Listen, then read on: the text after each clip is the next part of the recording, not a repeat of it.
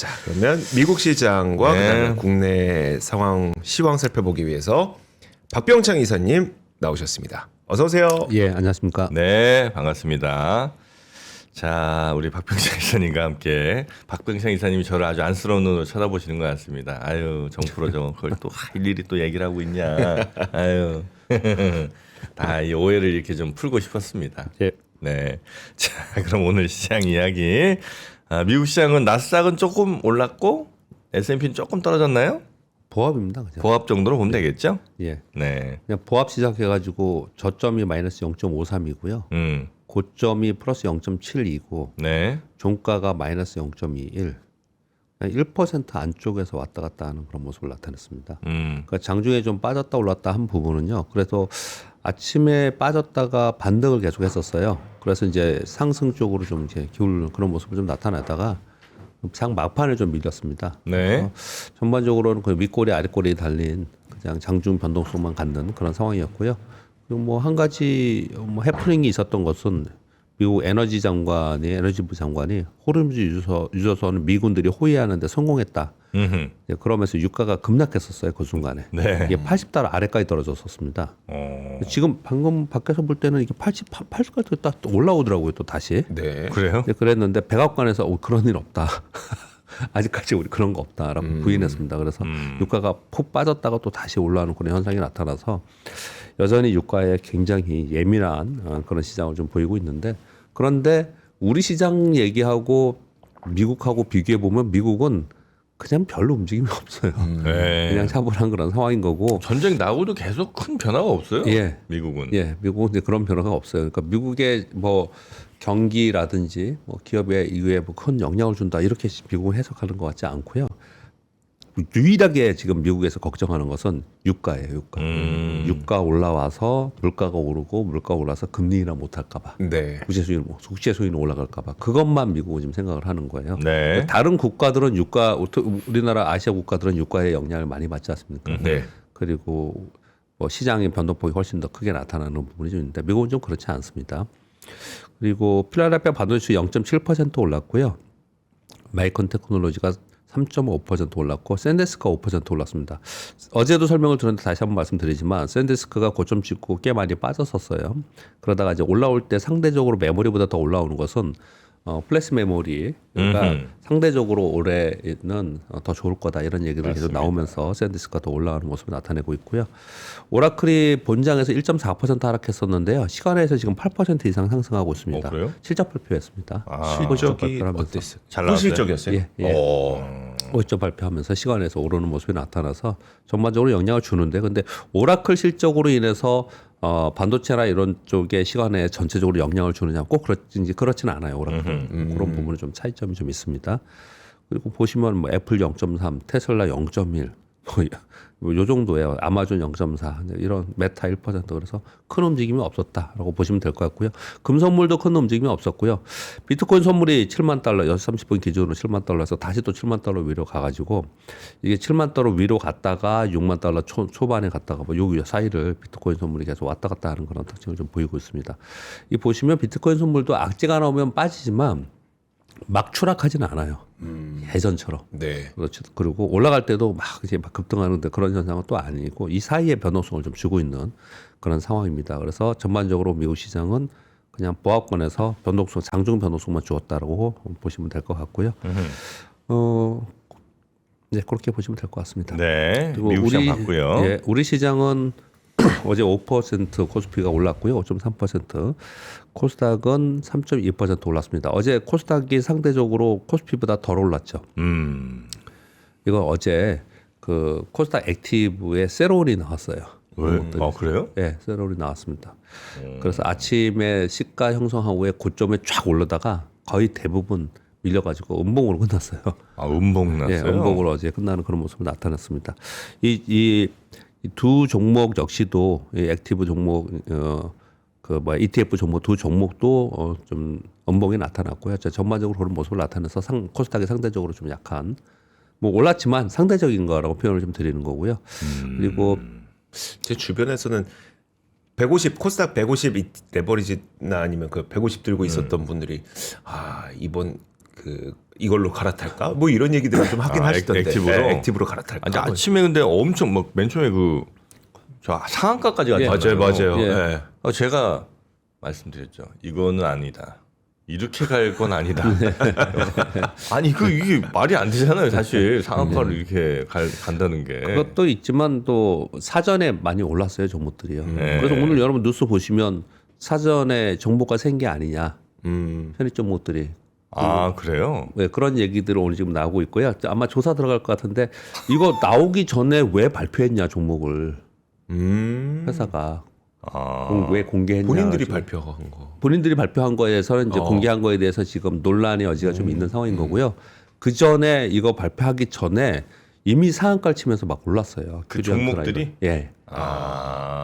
그러면 이게 유출된 거 아니냐. 네. 이거 되게 중요한 거거든요. 이 사실은요. 그렇죠. 여기에 편입된 종목이 코스닥 150에 있는 시가총액의 상위 종목이 아니고 아래 종목이 편입됐다. 그래서 수직 상한가 갈 거다. 대부분 다 그렇게 생각을 하고 있었거든요. 근데 미리 그렇게 움직였어요. 그래서 이게 좀 조사가 필요하지 않냐. 뭐 이런 얘기들이 좀 있어요. 지금 네네네. 좀 있는데. 아무튼 뭐 그러니까 이제 그 얘기는 반대로 세론이 있었다는 얘기죠. 그래서 이게 나오면서 그런 부분이 좀 있었고요. 어제 또 한 가지 특징은 삼성전자, SK하이닉스는 끝까지 강세였습니다. 삼성전자 플러스 8%, SK하이닉스 플러스 12%로 끝까지 아침에 상승 후에 중간에 약간 밀리다가도 또 올라오고 해서 끝까지 강세여서 지수가 계속 강세를 유지한 거거든요. 근데 삼성전자, SK하이닉스 빼놓고 대부분의 종목은 어제 음봉으로 끝났어요. 딱 아침에 흥분해갖고 높게 시작해서 맞아요. 매물 맞고 좀 내려와가지고 그래서 지수 자체는 안 내려왔잖아요. 아침에 네. 시작해서 5.71이 시작을 했는데 5.35에 끝났잖아요. 그런데 여기 보시면은 종목들은 대부분 매물 맞고 고점으로부터 떨어졌거든요. 예. 그래서 어제 시황을 저는 어떻게 생각했냐면 그래서 이제 요걸 이제 보내드리기를 이제 어떻게 보내드리냐면 반등을 하는데 초강세 마인드는 아닌 그런 반등을 했다. 이렇게 지금 표현을 이제 하고 있습니다. 그러니까 삼성전자, SK하이닉스로 버틴 거지 나머지 정도로 매물이 있었다. 물론 하락했다는 의미는 아니고요. 네. 이 지수를 이렇게 유지시켰던 이유는 삼성전자, SK하이닉스 때문이었다. 다른 것들은 고점으로 또 매물이 나왔다. 그렇게 설명을 좀 드리는 겁니다. 네. 그게 하나의 특징이었고요. 그리고 어제 액티브 ETF 2개가 나왔지 않습니까? 그 타임폴리오 쪽에서는 한 2,800억, 예. 그리고 삼성자산에서는 2,900억 정도 순 매수됐다는 게 나와 있고요. 그 밑에 이 종목들이 이제 어제 이게 가장 화두였고 그 종목들이 쫙 있고 저도 제 그 컴퓨터 모니터에 제가 관심 종목 있고 뭐 무슨 종목 있고 이렇게 딱 구분해서 넣잖아요. 여기에 코스닥 액티브 종목들 그래가지고 한 화면에다가 다 이렇게 네. 타이핑해갖고 다 넣고 이제 이런 작업들을 좀 했는데 그래서 어제 굉장히 관심이 많았고 어떤 것들이 움직이냐는 게 있었는데 여기에 그 중에 15%에서 20% 이상 넘어간 종목들만 제가 한번 타이핑을 해봤어요. 이렇게 큐리언트, 오름 테라피틱스, 인투셀, 알맥, 성우하이텍, 주성엔지니어링, HVM, 아우토크립트, 시메스, 한국PI, 대한광통시, RFHIC, 기가버스. RFHIC가 여기 들어갔구나. 아, 그래서 이렇게 올랐구나. 네, 그 전부터 올라가기 했죠. 그것도 이상했죠. 그 전부터 막 올랐어요. 제 예전에 있었잖아요. 네. 지금도 보유하고 계시잖아요. 팔았잖아. 아 그래요. 내가 어제 그래서 막 찾아봤다고. 어젠가 12%가 오르길래 나 RF 어떻게 됐나 이렇게 막 봤는데 없어 종목에서. 와 이게 언제 팔았는지 내가 하여튼 며칠 전에 팔은 것 같은데 예. 좀 올라서 팔았겠죠. 예. 와 근데 RF가 왜 이렇게 오르나 했더니 여기에 편입이 됐어. 그렇다면 혹시 그러니까 얼마나 이게 중요한 거였어요. 이 편입되는 게 중요한 거잖아요. 근데 제가 왜 이거를 읽어드릴까요? 생각을 한번 해보세요. 이 이름들이 생소한 게 되게 많죠. 네. 맞아요. 시가총액 최상위에 있는 종목들이 급등한 게 아니에요. 걔들은 매물을 맞았어요. 걔들은 급등하지 않고 올랐다 하더라도 아주 큰 폭은 아니었고요. 그 최상단이 아닌 그 바로 밑이나 아니면 코스닥 150이 아닌 종목들은 그냥 다 급등한 거예요. 그래서 이거를 뭐라고 이제 어제 돌아다니는 내용들은 뭐라고 하더라 이게 킬러 종목 뭐 이런 표현들을 쓰면서 시가총액 상위 종목들은 그 매수세가 들어온다 하더라도 사실은 급등락시키기가 좀 어려운 거잖아요. 그렇지 않잖아요. 네. 워낙 유동성이 있고 그렇기 때문에. 그런데 작은 종목일수록 조그만 금액이 들어와도 급등할 수 있는 거지 않습니까? 그렇죠. 그래서 훨씬 예민한 거예요. 작은 종목이 이게 혹시 유출이 됐다. 이거는 엄청나게 큰 겁니다. 그래서 이런 거죠. 아침에 제가 삼성전자에 대해서 막 얘기를 하고 이런 얘기를 해요. 그럼 뭐 증권사 직원이 나가서 종목 얘기하지 마라. 요즘에 엄청 세졌어요 그런 게요. 네. 삼성전자 얘기하는 거 뭐라고 얘기 안 하잖아요. 삼성전자는 뭐라고 얘기해? 근데 진짜 조그만 주식을 가지고 막 한참 동안 얘기했다. 아, 그러면 이제 그거 갖고 문제를 오해받고. 삼겠죠. 이제 그런 거거든요. 이들 종목이 이제 그런 특징이 있다는 걸 하나 말씀을 드리는 네. 거고요. 두 번째는 여기 보시면은 제약바이오가 꽤 많이 있어요. 제약바이오가 많이 있는데 이 섹터가 어떤 것들이란 걸 좀 볼 필요가 있어요. 제약바이오가 좀 있고요. 그리고 우주항공에 이 특수강 종목들이 좀 있습니다. 안맥이나 이런 것도 특수강 종목들이 있고요. 그리고 주성엔지니어링 같은 이제 소부장에 있는 종목이 있고, 그리고 또 하나 만들고 말씀드리고 싶은 거는 오늘 뉴스도 가져왔는데 이 맨 끝에 있는 대한광통신하고 RFHS 기가버스는 전부 다 광통신 부분사들이에요. 네. 그래서 지금 시장에 광통신이 되게 지금 핫한 이슈가 됐는데 이걸 먼저 말씀을 좀 드리겠습니다. 광통신이에요? 지난번에 한번 제가 이 뉴스를 먼저 전해드렸어요. 11번 뉴스예요. 예. 젠슨왕 CEO가 차세대 AI 인프라에서는 광통신, 광 인터커넥티드나 광 케이블이 중요하다. 그래서 뭐라고까지 표현을 하냐면요. 이렇게 표현합니다. AI 산업의 구조에서 강조되는 상황, 즉 가장 중요한 부분은 처음에는 전력이었고, 네. 그다음 GPU였고, 그다음에 메모리 시대를 우리가 갖고 있잖아요. 그리고 네트워크가 중요하다 그랬는데 이제 바야흐로 광통시 인터커넥터가 굉장히 중요하다 그러면서 4조 달러를 들여서, 우리나라 4조였나? 20억 달러. 예, 20억 달러였나 그랬죠. 그러면서 기업을 2개를 지분 참여를 했죠. 그때 제가 이 뉴스를 전해드렸어요. 이게 지난주였던가 그랬거든요. 근데 이걸 굉장히 중요하게 여기 써 있네요. 예, 40억 달러 투자했습니다. 그러면서 수만 개의 지표를 동시에 연결하는 연결 속도가 굉장히 중요한데 기존에는 구리 케이블로 했는데 이게 한계가 있다라고 네. 얘기를 하면서 광통신 광케이블이 굉장히 중요하다고 얘기를 했습니다. 그래서 국내 통신주들 중에서 광통신 광케이블 관련 종목들이 이런 거예요. RF 머티리얼스, 오이솔루션, RFHIC, 대한항공, 인텔렌테크인데 요거 차트를 한번 보세요. 그냥 차트 한번 보시면은 얘들이 요즘에 어떻게 움직였나라는 걸 좀 확인할 수 있겠고요. 이제 그런 부분들이 어제 시황화에서 연결을 드리면서 말씀드리는 이유가 있습니다. 뭐냐면 이들 코스닥 액티브 ETF에서도 아무거나 막 사는 게 아니에요. 시가총이 높다고 막 사는 건 아니고 기술 혁신의 사이클. 그래서 향후 이익 성장이 있는 성장주에서 그 선택을 하는 거거든요. 그래서 이쪽에 선택하는 부분들이 이런 기준이 있었지 않았냐 이런 설명을 좀 드리고 싶은 거예요. 네. 그래서 사실 어떻게 생각해 보면 앞으로 이런 부분들이 더 활성화되고 또 자금이 이쪽으로 더 많이 들어온다면 당연히 시총 상위 종목에 들어오는 곳은 뭐 도저히 모르겠으면 그쪽에 하는 건 분명히 맞아요. 그러나 시총으로 봤을 때 시가총액 코스닥 150 살짝 아래에 있는 애들이 있습니다. 150 아래에서 예를 들어서 150에서 300이 사이예요. 네. 그런 사이에 있는데 지금 기술혁신의 사이클에 들어간 데들이 뭐예요? 뭐 광통신 얘기를 했지만 우주항공 들어가 있죠. 네. 자율주행 들어가 있죠. 로봇 들어가 있죠. 또는 어떤 거 있을까요? 태양광 재생에너지 들어가 있죠. 이런 거 있잖아요. 네. 그 안에 있는 얘네들은 가능성이 굉장히 높은 거예요. 그렇게 우리가 좀 투자를 하실 때 직접적으로 고민을 좀 했을 필요가 있지 않을까라고 생각합니다. 자, 이건 차트이고요. 요번에 급락하고 그 다음날 반등 바로 하고 그 다음날 쉬었다가 월요일날 또 급락했다가 어제 또 다시 반등해서 원위치거든요. 네. 근데 중요한 건 뭘까요? 제가 일부러 옆으로 선을 그어왔잖아요. 뭔가 못 올라가는 선이 하나가 있는 것 같아요. 네. 지금 여전히 하락폭의 50%선 아래에서 있는 거고요. 그리고 개파락 부분을 메우지 못했습니다. 그래서 굉장히 세게 종목들이 올라가지만 이게 지금 아주 흥분할 상황 그런 상황은 아니고요.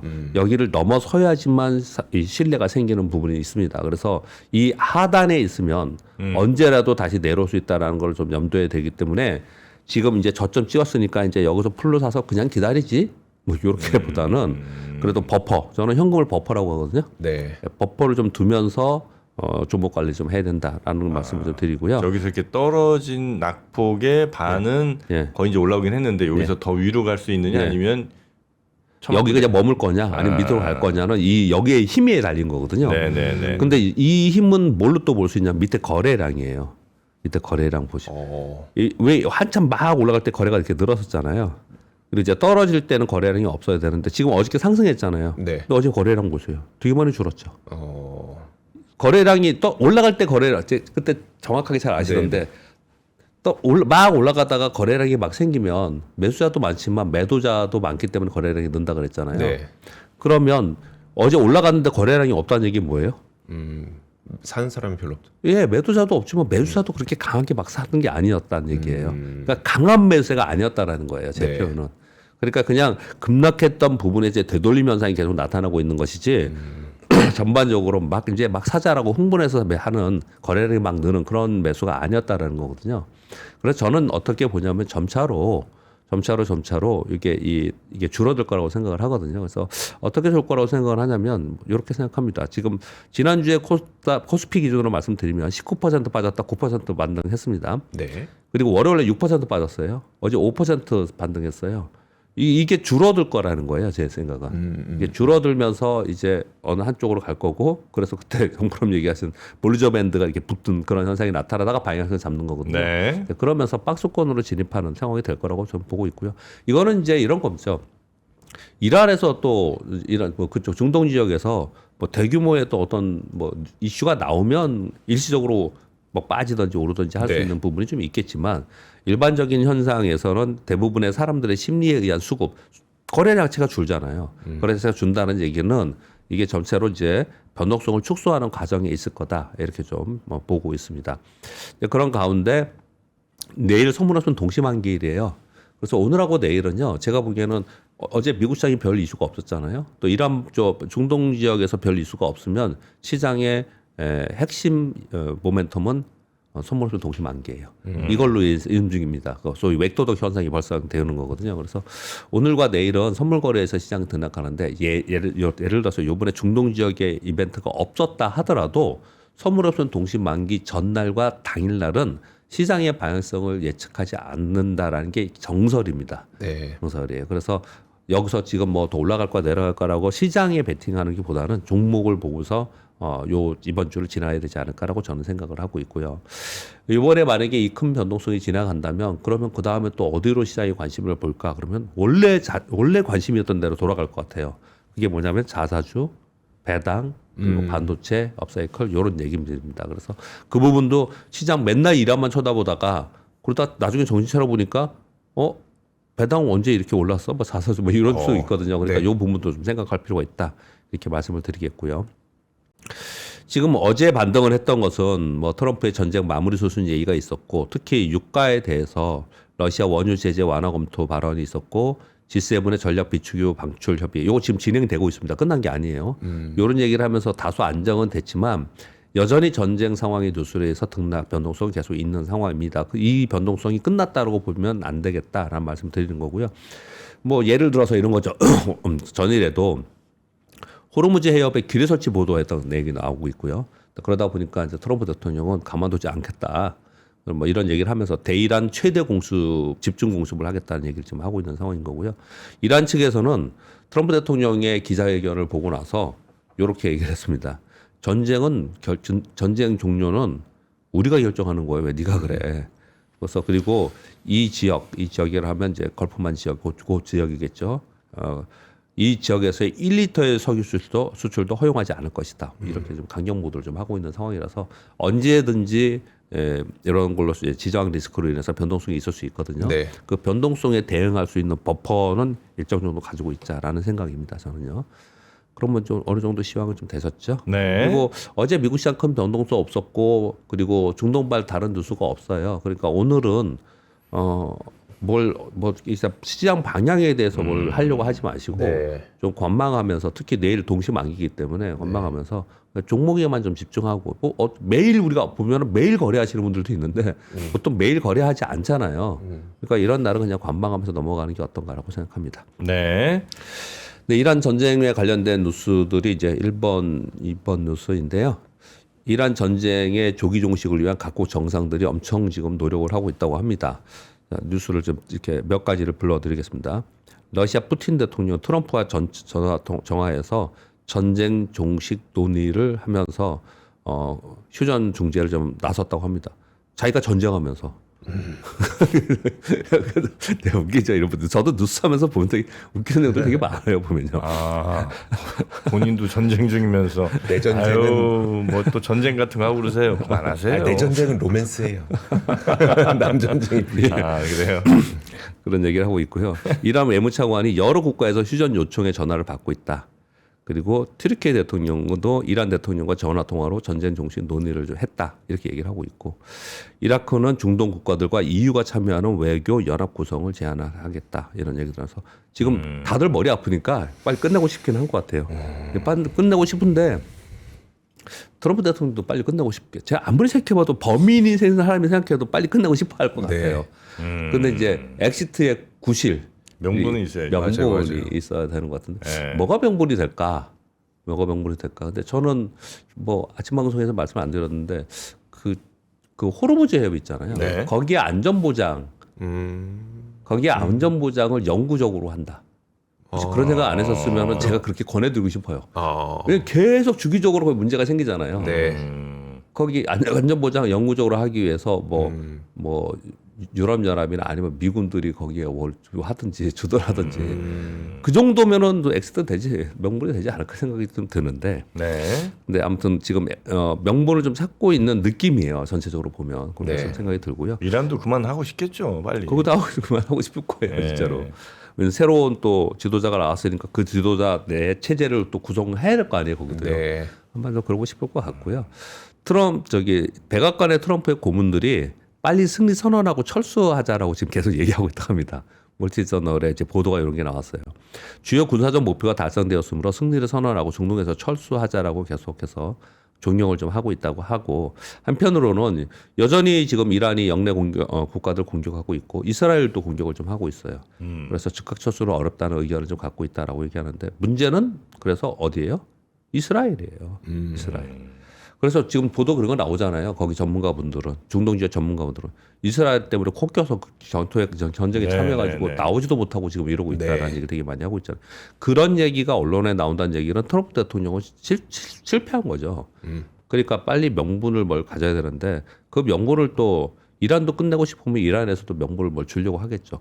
요 정도만 생각하고 뉴스를 보면서 어떤 코멘트가 나오는지를 좀 보시면 되지 않을까 생각하고요. 그리고 트럼프 대통령이 이달 말에 중국 방문하죠. 그래서 여러 도시 방문 일정이 좀 있었는데 싹 다 취소하고 베이징만 방문한다라고 합니다. 그래서 왜 그럴까에 대해서 다들 궁금해하고, 뭔가 좀 사이가 틀어진 거 아니야? 뭐 이런 얘기. 지금 미국의 이 일정 관련된 사람들이 지금 중국에 다 가 있다고 합니다.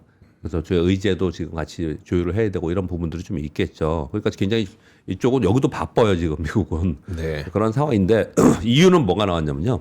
왜 다 취소했냐. 일정이 짧고 촉박한 일정인데 저는 이거보다도 이건 것 같아요.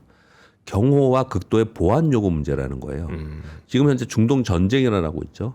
무역 갈등 계속 있는 상황이죠. 이런 상황에서 보안 요구가 상당히 어렵지 않았을까. 네. 경호나 이런 부분들이. 그래서 다른 데 하나도 움직이지 않고 베이징에만 가서 짧게 있다가 올 것이다. 이렇게 얘기를 좀 하고 있는 상황이에요. 그리고 소프트뱅크 주가가 작년 11월 고점 대비 지금 한 반토막 나 있는 상황이에요. 네, 그런 상황인데 왜 이렇게 이게 반등을 못하고 이러고 있을까라는 얘기에 대해서 오픈 AI의 진영에 여기 투자를 많이 했지 않습니까? 네. 약 한 646억 달러 투자를 했는데 오픈 AI 진영의 노이즈들이 요즘에 계속 나오잖아요. 데이터 센터 확장하면서 자본 유출의 노이즈들이 많이 나오잖아요. 네, 그러면서 투자 회수 기대가 약화되는 부분들 때문에 좀 실망하고 있다.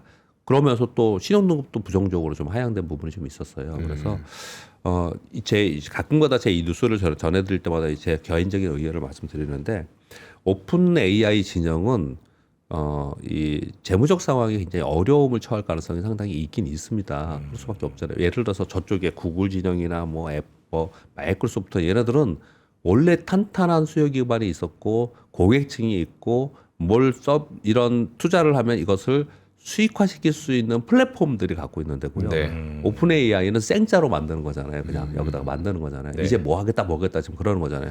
그러니까 당연히 더 어려운 거죠. 그렇기 때문에 또 성장성을 더 높게 쳐주기 때문에 멀티플도 더 높게 해주는 건 많거든요. 근데 계속해서 이런 얘기들이 나오고 있는 상황이기 때문에 나중에 저는 어떻게 제가 한번 예측을 해보면 이게 스타게이트에 들어가는 거잖아요. 네. 이쪽 지정에서요. 그래서 국가가 나서줄 가능성이 상당히 있을 거라고 생각해요. 지금 현재도 트럼프 대통령이 이걸 지원하고 있을 거라고 생각을 많이 하거든요. 트럼프 대통령이 국가의 돈을 가지고 채권을 사고 있는데 이쪽 채권을 많이 사고 있다는 얘기가 간간히 들리잖아요. 네. 그래서 이게 무너지게 하지는 않을 거라는 표현을 제가 쓰는 거예요. 근데 이쪽 진영에서 굉장히 어렵다라고 했을 때 국가가 나서거든요. 네. 그래서 국가가 나서는 상황까지 가지 말아야 돼요. 이건 제가 그냥 경험상으로 얘기를 하는 거예요. 지난 동안에 이런 문제가 생겼을 때 어떻게 흐름이 됐었나 가만히 생각을 해보면 이런 일들이 있었기 때문에 참고로 그냥 기억해 두시라고 말씀을 좀 드리고 있는 거고요. 그런 가운데 골드만삭스는 또 이런 행위를 하네요. 헤지펀드에 기업 대출 공매도 전략을 포함해서 전체 이걸 이제 수익 구조를 구조화한다고 표현하거든요. 대출을 매도할 수 있어요? 네. 그러니까 수익 구조를 어떻게 하냐면은 무슨 표현이냐면 이 표현이냐면 그냥 쉽게 말씀을 드릴게요. 기업용 소프트웨어 회사들 요번에 주가 많이 떨어지고 그리고 자본 주식 때문에 어렵다 이런 얘기를 했지 않습니까? 네. 그러면 이제 부채들이 있잖아요. 그 부채의 가치가 떨어지는 거잖아요. 네. 그래서 왜 어저께 제가 말씀드릴 때 어디였죠? 블랙락의 펀드 하나가 가치가 2,500억 달러인데 0으로 만들었다 이런 거 네. 했잖아요. 가치가 떨어졌을 때 수익이 날 수 있도록 수업을 만들어서 옵션을 만들어갖고 이걸 하겠다는 거예요. 이런 베팅을 골드만삭스에서 준비를 한다라는 것도 하고 있는 거예요. 왜 웃었어요? 이거 아이비들 다 이렇게 해요. 그러니까 대출을 해줬는데 예. 이게 회수하기 좀 어려워지는 상황이 되면 가치가 떨어지니까 네. 그 떨어지는 거에 또 베팅을 한다고요? 떨어지는 거에 이제 이런 상품을 만들어서 누구한테 팔겠죠. 상품을. 거기에 베팅도 하지만 떨어지는데 베팅도 하지만 이런 상품을 누구한테 팔겠죠. 왜 파냐? 이거 만약에 같이 떨어지면 이만큼은 내가 보존해 줄게라는 상품을 돈 받고 또 하겠죠. 네. 그런 게 구조화할 때 다 그런 상품을 만들어요. 근데 그걸 요번에 전체적인 상품에 그래요. 처음으로 이제 만들자라는 걸 좀 했다라는 거예요. 좀 대출에 이런 게 있었어요? 있죠. 원래 있어요. 예, 원래 있죠. 그러니까 좀 기분 나쁜 찝찝한 것들을 그렇긴 얘들이 하죠. 지금 미국에서 좀 하고 있어서 이런 것 때문에 이제 엄청나게 여러분들이 걱정하시거나 이런 부분은 좀 아닐 거라고 이제 그렇게까지 제가 말씀드리고 싶지는 않고요. 지금 미국의 상황이 이쪽에는 어떤 상황인가를 가만히 뉴스를 매일매일 제가 하면서 이렇게 보면은 상당 부분 겉으로 드러나 있지 않지만 걱정들을 많이 하는구나 일단. 그래서 제가 이거 4번 뉴스 할 때 그거부터 말씀드린 거예요. 그러니까 나중에는 아마 국가가 나서거나 아니면 빅테크에서 나설 가능성이 높아요. 마이크로소프트나 이런 데서 막 나서서 오면서 이거를 이제 지원할 가능성이 상당히 높다고 생각하거든요. 근데 지금 현재 그거에 대해서 진행하는 과정이기 때문에 다들 좀 지켜보고 있는 것 같아요. 그게 딱 여실히 느껴져요. 이게 뉴스를 보면은. 그런 상황이다라는 정도를 말씀드리고 싶어서 말씀드리는 거고요. 별별 상품이 다 있네 진짜. 그럼요. 우리 그 금융시장에 있는 상품 진짜 되게 웃기는 상품 많아요. 뭐 실물 없이 그냥 거래되는 게 거의 대부분이지 않습니까?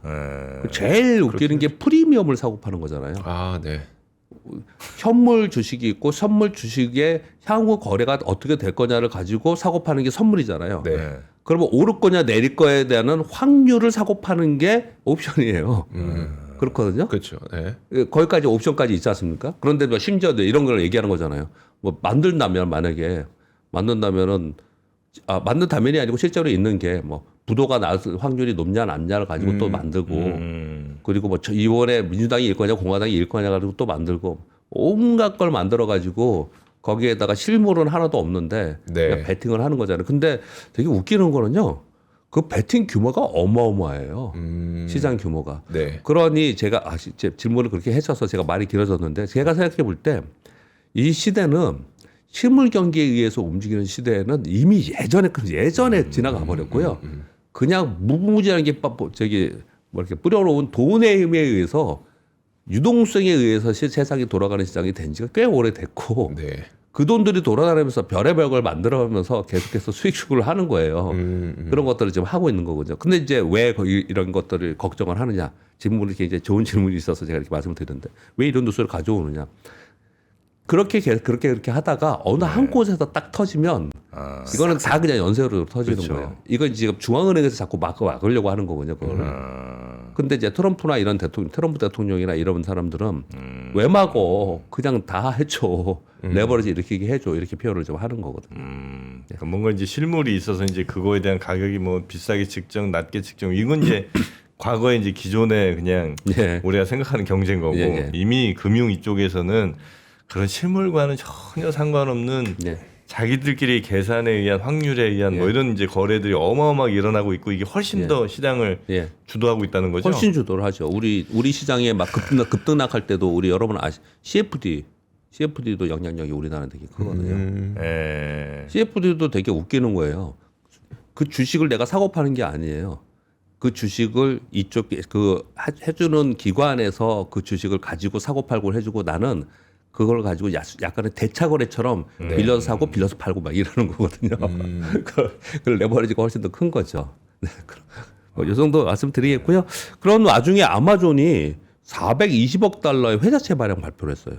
그래서 저는 걱정을 했어요. 이 뉴스를 탁 눈 감고 듣다가 오늘 새벽에 좀 일찍 일어나서 눈 감고 듣다가 420억. 야 이거 주가가 어떻게 됐나? 그래서 봤더니 주가에 영향 크게 없더라고요. 그래서 왜 영향이 없었지? 이거 좀 악재성 재료 같은데 왜 그랬지? 봤더니 수요가 또 어마어마했답니다. 420억 달러 발행하는데 1260억 달러 투자 수요가 왔다고 해요. 사겠다는 사람이 줄을 서 있네요. 1260억 달러 투자 수요가 가지고 별 문제 없이 깔끔하게 잘 처리가 된 것 같은데 아마존이 올해 AI 투자에 2천억 달러 투자 계획이 있거든요. 이거를 좋게 보고 싶은 사람은 무슨 생각을 하겠어요? 봐봐, 투자 줄이지 않아. 네. 엄청난 투자 계속 있어. 전선왕 CEO는 그 얘기 하겠죠. 다음 주에 GTC에서. 네. 투자 줄이지 않아. 계속해서 이렇게 투자하고 있어. 이걸 계속 삐딱하게 보고자 하는 마이크버리 같은 사람은 야, 이렇게 계속해서 이거 회사채 발행하고 이거 나중에 터진다. 터진다. 이게 그런 상황이 지금 있는 거예요. 네. 근데 아무튼 이 420억 달러의 누수를 왜 가져왔냐면요. 이게 미국의 기업 역사상 처음인가 두 번째라고 해요. 이 규모가. 역사상. 그러니까 어마어마한 규모로 우리는 하도 맨날 뭐 1,000억 달러, 100억 달러, 400억 뭐 이러니까 이 체감이 없는 건데 이게 미국 역사상 아주 역대급으로 지금 하는 거라. 그렇기 때문에 그 얘기를 강조드리는 이유는 이것도 이례적인 거예요. 되게. 네. 되게 이례적인 거 지금 회사차 발행을 좀 하고 있다. 이렇게 말씀드리겠습니다. 근데 이게 만약 아마존이 아니고 데이터 센터 구축하는 어떤 회사에서 이렇게 했다 그러면 주가 떨어졌을 거예요. 그랬을 것 같아요. 이게 아마존이라서 좀 이렇게 좀 있는 게 아닐까 생각합니다. 조금 빨리 하겠습니다. 애플이 요번에 가을에 폴드오픈 나오죠. 그 이미지가 요번에 공개가 됐습니다. 제가 이미지 캡처는 안 해왔는데요. 가로로 딱 넓은데 가로로 딱 펼치면 거의 아이패드랑 똑같아요. 보니까 이렇게 딱 아이패드만하게 딱 이렇게 되어 있더라고요. 아이패드와 유사한 그런 거고요. 근데 중요한 내용은 뭐냐면 공급망에 있는 그 벤더 회사들 있잖아요. 네. 이런 회사들의 기존 대비 20% 상향으로 주문을 했다고 합니다. 그래서 좀 자신감을 좀 표했다. 이런 표현을 좀 쓰고 있습니다. 그리고 어제 이슈가 됐던 뉴스 중에 하나인데요. 일라이릴리의 그 관계자들 그 임원이 오셨는지 제가 거기까지는 못 들었고요. 일라이릴리 관계자분들이 지금 우리나라에 왔다고 합니다. 왜 왔냐? 삼성바이오로직스하고 국내에 바이오 벤처 인큐베이팅을 구축한다라고 해서 이번에 온 거예요. 네. 근데 이게 왜 중요하냐면 이게 왜 빅뉴스냐면요.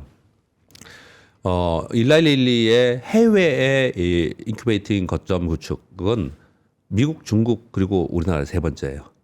그리고 조인트 벤처로 하는 거는 우리나라 처음이에요. 이게 처음이거든요. 그러면 어떤 효과가 있냐? 우리나라는 맨날 라이센스 아웃하고 시장 개발은 없잖아요. 네네. 근데 일라이릴리가 여기 들어와서 삼성 삼바하고 만약에 이게 진행이 된다고 하면 우리나라의 초기 바이오 벤처들한테는 상당히 이게 긍정적인 효과를 줄 수 있는 거예요.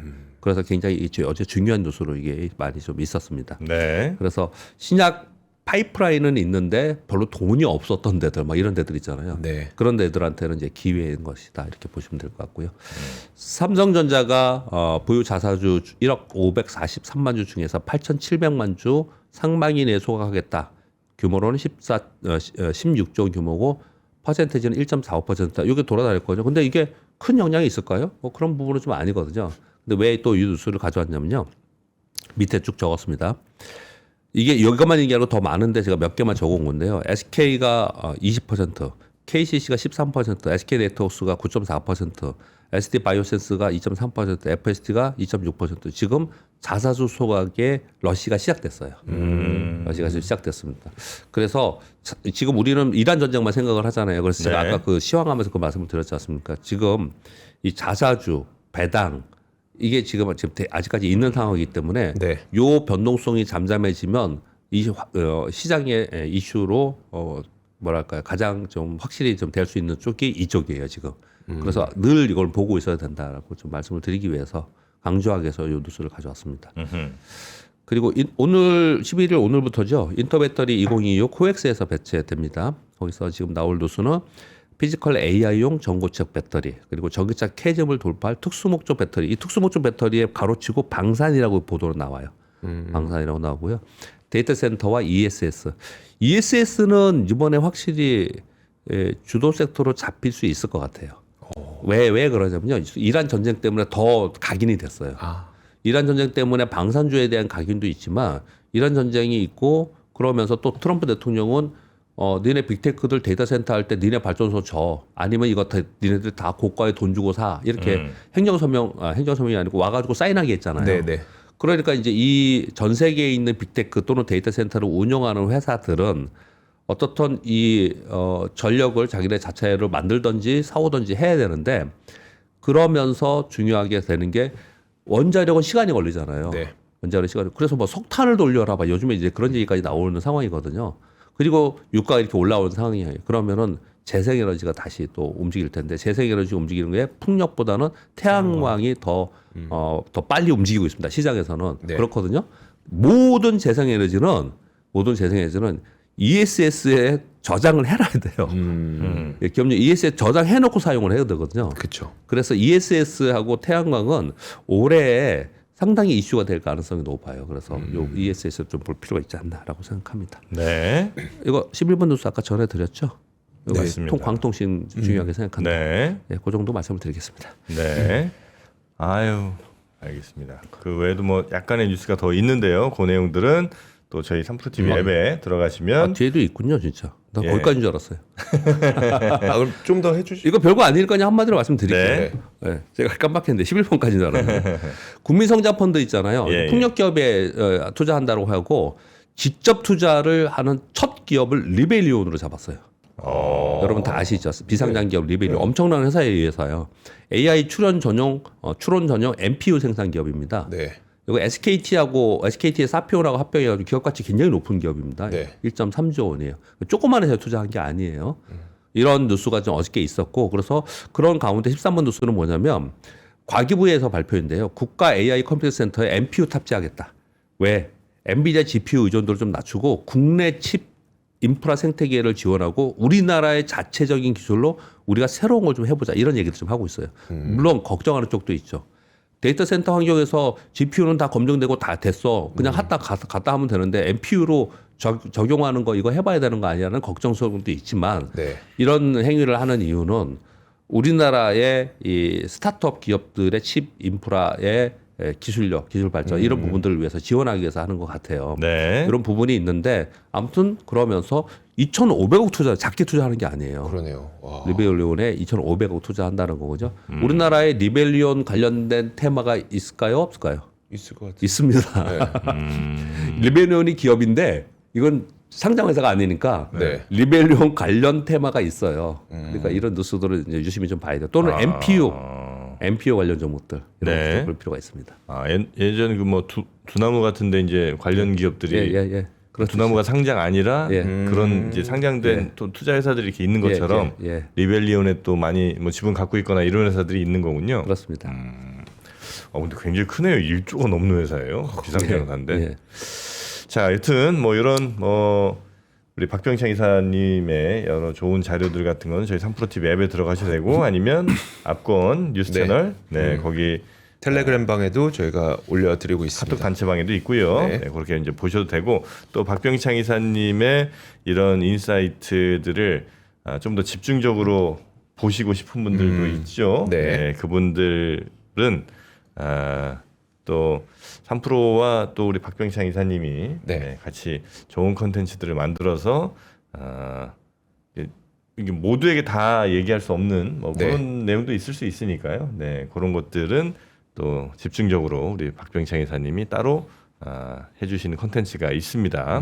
네, 그래서 그런 마스터분들께 함께하실 수 있는 이선엽 또 장군님도 계시고요. 그렇죠. 그러니까 우리 뭐 분석 강의도 이제 업로드가 될 예정이고요. 네. 그리고 요즘처럼 변동성이 클 때는 가끔가다 이제 스파 시황까지 이제 네네네. 보내주신다고 하니까 실시간으로 보내주신다고 하니까 네, 그런 것도 필요하신 분은 한번 만나보시면 어떨까 싶네요. 네. 자, 박병창 이사님 오늘도 너무 감사하고요.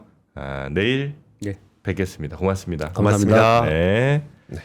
자, 이제 오늘 장은 이제 그런 어제까지 있었던 그 급등락은 조금 이제 정리가 아마 좀 되지 않을까 네. 하는 생각을 해봅니다. 근데 이미 삼성전자가 거의 한 넥스트에서 3% 정도 오르고 있기 때문에 급등은 아니더라도 좀 분위기는 괜찮지 않을까. 라는 생각도 그렇죠. 좀 있고요. 예. 그러니까 이제 3%뭐 2% 이렇게 오르는 거는 부합입니까? 크게 뭐 영향이 이 느낌이 감이 좀 많이 없어요. 네. 감흥이 없습니다. 오늘도 아마 오늘은 이전보다는 조금 더 장은 안정되는 분위기 아닐까 싶은데 안정적으로 한 2, 3% 정도만 그냥 올라주면 좋겠다 생각이 좀 듭니다. 자, 그러면 시황은 이어지는 더블 밸류업 통해서 우리 정프로님하고 좀 철저하게 살펴보시면 좋을 것 같고요. 저는 내일 오겠습니다. 네. 우리 이조 기자 고생 많으셨고 예. 내일 봐요. 고맙습니다. 고맙습니다. 여러분은 계속 계시면 됩니다. 네.